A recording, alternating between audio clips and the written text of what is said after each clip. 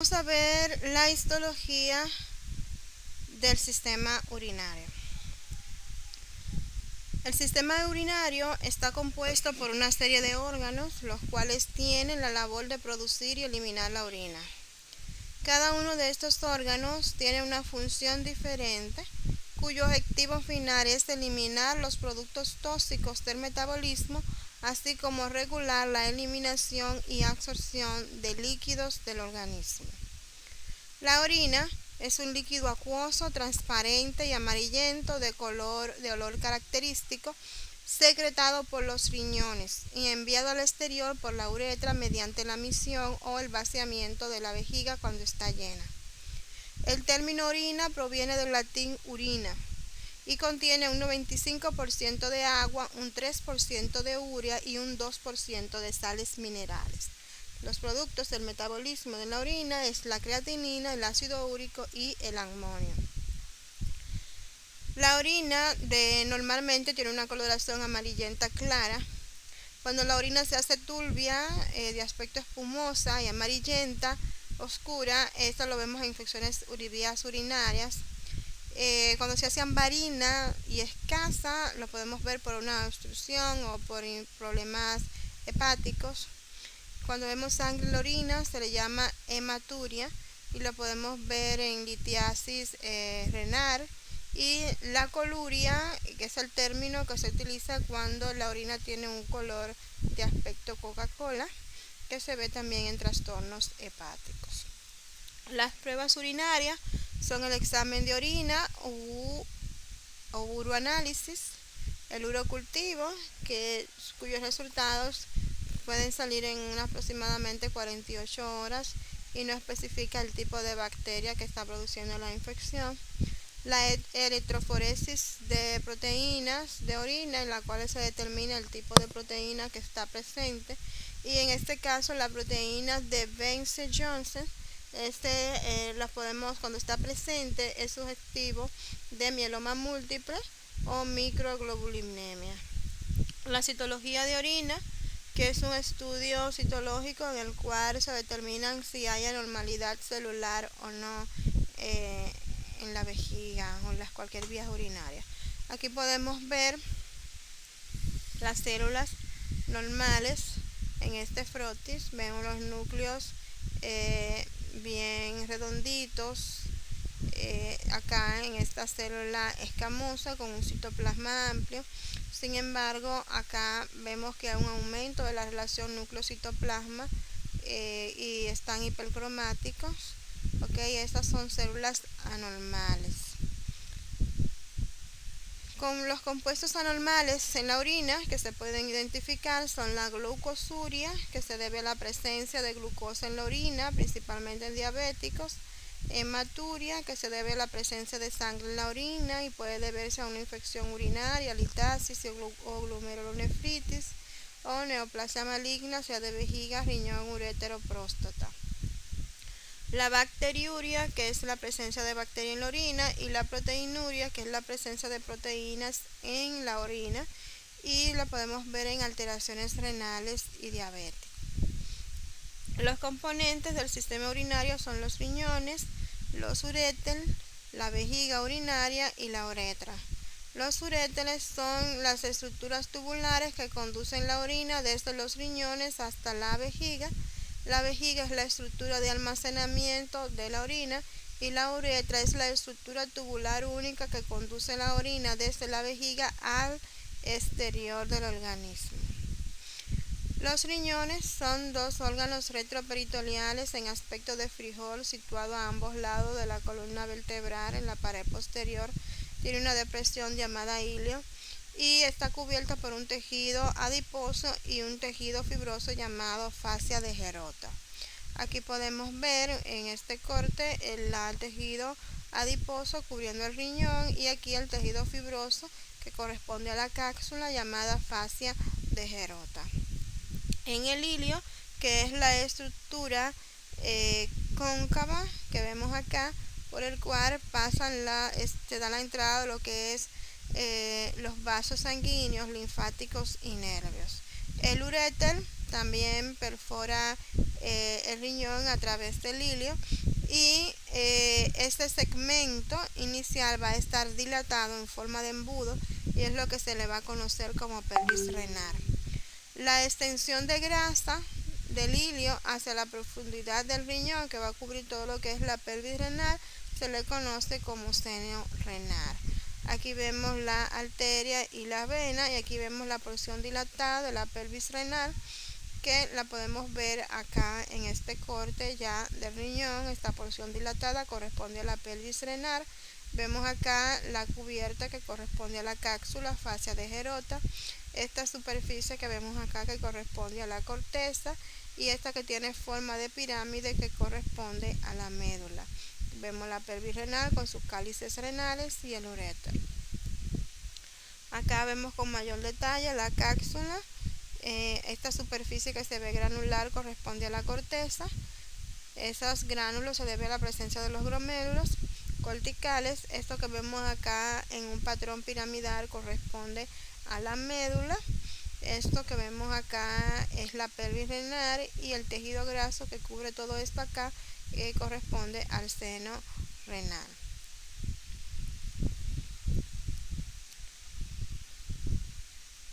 Entonces vemos acá la cápsula o fascia de Gerota, compuesta por fibras de colágeno elásticas y fibras musculares lisas con capacidad de contractilidad. Microscópicamente vamos a identificar macroscópicamente la corteza. Tiene una parte externa rojo pardo rojiza que tiene un aspecto granular, y la médula que tiene forma de pirámide, llamada pirámides renales. El 90 al 95% de la sangre pasa a través de la corteza, y el 5 al 10% de esta en la médula. Aquí vemos el riñón con el ilio, aquí vemos lo que es el uréter, y aquí vemos la corteza, tiene una superficie granular, y esta que tiene forma de pirámide pálida corresponde a la médula. Esta porción dilatada corresponde a la pelvis renal. Vemos nuevamente cápsula, corteza, médula, seno renal, esta porción grasa que cubre toda la pelvis renal, esta porción dilatada, y esta estructura que vemos acá que se introduce hacia lo que es esta pirámide que vemos acá hacia la base, corresponde a la papila renal. Entonces, la unidad funcional básica del riñón se llama nefrona. La nefrona está compuesto por lo que son los corpúsculos renales, que no son más que una estructura esférica que contiene una red de capilares llamados glomérulos. Está compuesta por los túbulos contorneados que van a ser proximal y distal, los túbulos rectos que van a ser proximal y distal, los túbulos delgados que se van a denominar asa de Henle, los túbulos conectores y los conductos colectores. Aquí vemos la nefrona, vemos que ocupa lo que es la corteza y la médula. Miren acá corteza y médula en esta gráfica, y aquí vemos con más detalle la nefrona. Todo esto es la nefrona. Vemos que está compuesta por el glomérulo, el túbulo contorneado proximal, este que vemos acá enrollado, el túbulo recto distal, vemos que es grueso, ¿ve? El asa de Henle acá, que es más delgada y tiene forma de V. Esto que vemos acá es el túbulo recto distal, ven que es gruesa, y este que está contorneado pero menos enrollado corresponde al túbulo contorneado distal. Este es el túbulo conector que conecta con el túbulo colector. Bien, todo esto es la nefrona. Entonces, la nefrona es la unidad estructural y funcional del riñón. Ambos riñones están conformados por 2 millones de nefronas que van a ser responsables de la producción de la orina, y que está compuesta por el corpúsculo renal y un sistema de túbulos. Entonces, dependiendo de la localización de la nefrona, estas se van a denominar subcapsulares, justamedulares o intermedias o medios corticales. Las nefronas que se localizan acá, cuyos glomérulos están hacia la corteza, se denominan nefronas subcapsulares o corticales. Esta tiene un asa de Henle corta. Las que se localizan adjunto a lo que es la médula se le llaman nefronas justamedulares y tienen un asa de Henle larga, como vemos acá, justamedulares. Bien, y las que se encuentran entre los extractos intermedios acá de la cortical y la justamedular son las intermedias. Entonces vamos a conocer la estructura del corpúsculo renal. Es una estructura esferoide conformada por una red de capilares, el cual tiene una cápsula llamada cápsula de Bowman con una pared parietal de células planas y una pared visceral de células llamadas podocitos. Entre esas dos capas está el espacio urinario. Los corpúsculos renales están irrigados por una arteriola aferente y son drenados por una arteriola eferente. Los corpúsculos renales también contienen el aparato de filtración del riñón. En esta gráfica podemos notar el glomérulo, que es esta estructura que vemos acá, y esto que vemos acá corresponde al aparato justaglomerular. Los glomérulos, vamos a utilizar esta gráfica para mostrarle cómo está la cápsula de Bowman. Esto que vemos acá es la cápsula de Bowman, son células planas. Bien, y las células que vemos acá por encima de estas redes capilares con su membrana basal son los podocitos.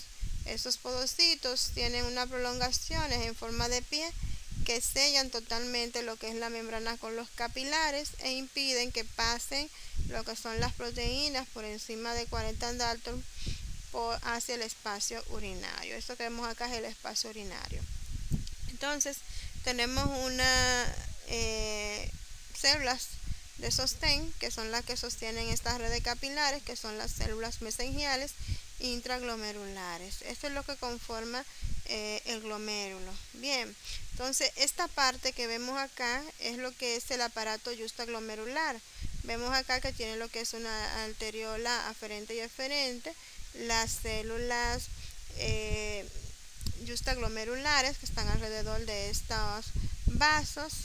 Vemos unas células de sostén que también son llamadas células mesengiales, pero del aparato justaglomerular. Son células extraglomerulares, también llamadas células de Lacy. Y la mácula densa y el túbulo contorneado distal. Esto es lo que conforma el aparato justaglomerular. Entonces, ya repasando ya estos compuestos del glomérulo, mencionamos que forma el aparato de filtración renal constituido por los capilares glomerulares. Esos capilares tienen un endotelio que tiene poros o fenestra. Encima de estos capilares van a estar la membrana basal glomerular, que contiene colágenos tipo 4, laminina, fibronectina, formando una lámina densa, y la capa visceral de la cápsula de Bowman, que van a estar por encima de estas membranas, ¿okay? En la cual estas células llamadas podocitos tienen unas prolongaciones en forma de pie que sellan esta membrana junto con los capilares, y así mantienen la integridad de esa barrera, impidiendo el paso de proteínas hacia el espacio urinario. Bien, entonces otro tipo de células que encontramos en los glomérulos que ya mencionamos son las células mesengiales, que es importante que ustedes tengan las diferenciaciones de sus dos tipos. La que vemos en el glomérulo son las células mesengiales intraglomerulares, que van a sostener las redes capilares, y las que vemos hacia el aparato justaglomerular son las células extraglomerulares o las células de Lacy. ¿Okay? Entonces, en este corte histológico vemos los glomérulos acá con los túbulos alrededor de ellos. Esta imagen corresponde a la corteza. Vean que tiene escaso tejido conectivo o estroma. Aquí vemos que el glomérulo, las flechas están señalando la cápsula de Bowman. Estas estructuras que se ven eritrocitos en su interior son los capilares y podemos ver los límites acá de sus células endoteliales, tomando como patrón los vasos que tienen eritrocitos para poder que sean más fácil reconocidos por ustedes. Y ya encima de estas células ven lo que son las membranas, basal, y encima de esto vemos los podocitos. En este corte ya vemos con una tinción de paz lo que es la cápsula de Bowman. Vemos aquí lo que es el espacio urinario y aquí vemos los capilares con sus células endoteliales. Los túbulos se van a nombrar según su trayecto, en contorneado o recto, según la ubicación en proximal o distal y según el espesor en grueso o delgado. El túbulo contorneado proximal es el que vemos que está cercano a lo que es la cápsula de Bowman, este que tiene el trayecto tortuoso. Este es el que recibe el ultrainfiltrado glomerular del espacio urinario. Es el sitio principal de absorción y tiene un epitelio cúbico simple. Este epitelio tiene un borde de cepillo con complejo en unión y tiene pliegues y estriaciones basales. Vemos acá el epitelio cúbico con su borde en cepillo. Este túbulo contorneado proximal se reabsorbe el 40 o el 60% del ultrafiltrado glomerular, principalmente de glucosa y aminoácidos. Se reabsorbe el 60 al 70% de potasio y el 80% de bicarbonato. El agua es reabsorbida de forma variable según la necesidad del cuerpo. El túbulo recto proximal, vemos acá que es grueso, también tiene un epitelio cúbico, pero con un borde en cepillo menos desarrollado. Aquí se reabsorbe el remanente de la glucosa que no se absorbió en el túbulo contorneado proximal. Y esta que vemos acá es el asa de Henle, el segmento delgado del asa de Henle, que es la continuación del túbulo recto proximal, tiene forma de U o de asa y está conformado por 4 tipos de epitelios simples, llamados tipo 1, tipo 2, 3 y 4, que van a revestir las ramas ascendentes y descendentes de la nefrona y las asas cortas. Vemos acá que el asa de Henle fue descubierto por Frederick Henle. Entonces, el epitelio tipo 2 es el que va a recubrir las ramas descendentes, largas, y tiene abundantes microvellosidades. El epitelio tipo 3 es el que se localiza en la rama descendente con menos microvellosidades, y el tipo 4 es la que vamos a ver en la curvatura, el cual de la nefrona de la asa larga. Entonces, la función de estas ramas de la asa de Henle, la descendente, es permeable al agua y permite el libre paso de ella. La rama delgada ascendente es permeable al sodio e impermeable al agua. En esta zona se produce la uromodulina o proteína de Stark-Horstman, que influye en la reabsorción de sodio e interviene en la adhesión celular. En esta gráfica vemos unos cilindros, los cuales pueden ser de proteínas, como pueden ser de leucocitos o pueden ser de hematíes, que lo podemos ver en diversas enfermedades inflamatorias. El túbulo recto distal es este que vemos acá y vemos que es grueso, también llamada rama ascendente gruesa del asa de Henle. Transporta sodio, cloruro hacia la luz tubular del intersticio. Y el aparato justaglomerular, que ya hablamos de su componente anteriormente, es la estructura que regula el funcionamiento de cada nefrona y su nombre proviene de la proximidad con el glomérulo. Mencionamos que está constituido por la mácula densa del túbulo distal, las células justaglomerulares que están alrededor de la arteriola eferente o aferente. Estas células son las que producen la renina, y las células mesengiales o de lasis, que son extraglomerulares. Vemos acá nuevamente con esta imagen, repasamos los componentes de ambas estructuras. Mencionamos acá el glomérulo, que es este que vemos acá, su cápsula de Bowman con sus células parietales. Este es el espacio urinario. Estas células que vemos superficialmente con estas prolongaciones en forma de pie son los podocitos con sus pedicelos. Vemos los capilares revestidas por células endoteliales con sus fenestraciones o poros, y encima de ellas entonces vemos la membrana basal. Vemos que estos podicelos sellan esta membrana, manteniendo así una integridad e impidiendo el paso de proteínas hacia el espacio urinario. Vean acá las células mesengiales intraglomerulares, que son las que sostienen estas redes capilares, y esto es lo que conforman el glomérulo.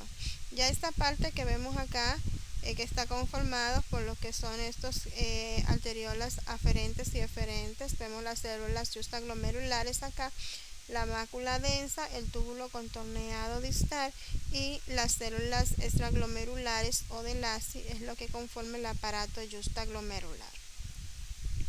Vemos ya un corte histológico, la cápsula, acá, la cápsula de Bowman, aquí el espacio urinario, y esto que se nota acá con esta flecha es la mácula densa y el túbulo contorneado distal. Entonces el aparato justaglomerular regula la presión arterial mediante la activación del sistema renina-angiotensina. Es un sistema hormonal que regula la presión sanguínea y mantiene el balance de sodio-potasio y la hemodinamia renal. Las células justaglomerulares son las que producen la renina.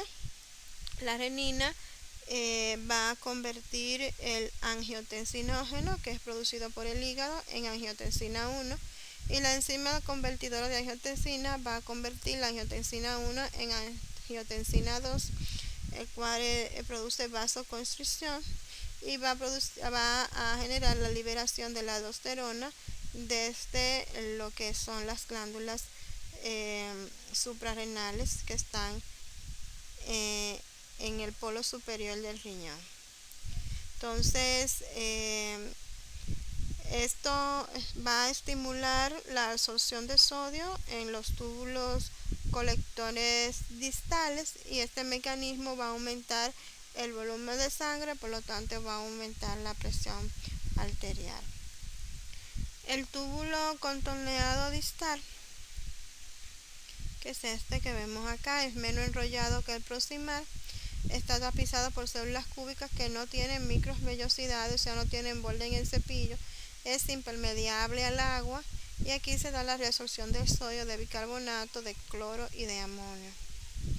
El túbulo conector es este, en la región de transición entre el túbulo contorneado distal y el colector. Las células tienen un papel importante en lo que es la secreción de potasio. Los conductos colectores son conductos que confluyen en los conductos donde confluyen los conductos conectores. Estos son los conectores, ¿ven? Y aquí es que confluyen todos estos conductos conectores, por lo tanto este es el conducto colector.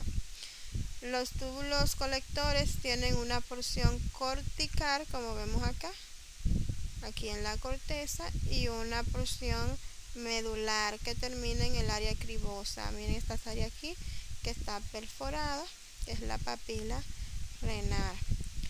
En esta área cribosa, aquí donde se encuentra la papila renal.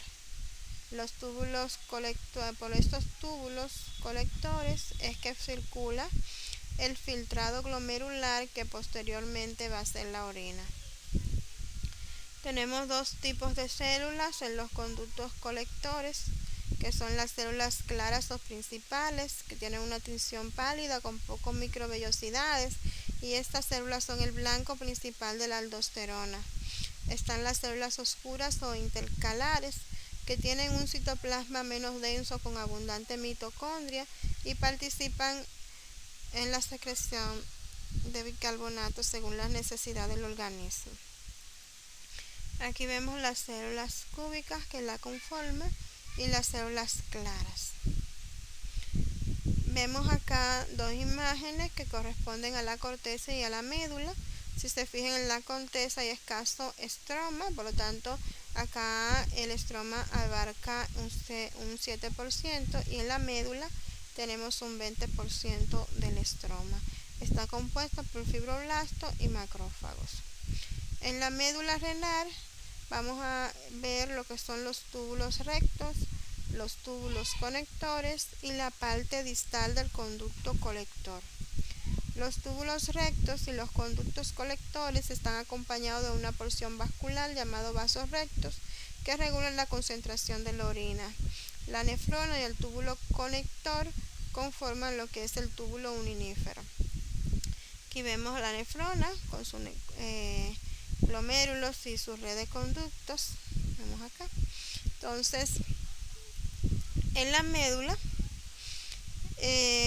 vamos a distinguir en el extremo de la papila renal se encuentra el área cribrosa, que fue el área que le mostramos que estaba perforada por una serie de orificios, donde vemos los conductos de Bellini.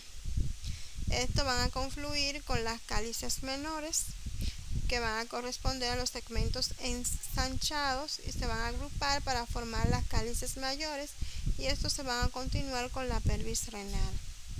Miren aquí corteza, médula, miren el conducto colector, miren acá el área cribrosa, aquí donde vemos los conductos de Bellini, que van a confluir con las cálices menores y esto con las cálices mayores, y las mayores a su vez con la pelvis renal.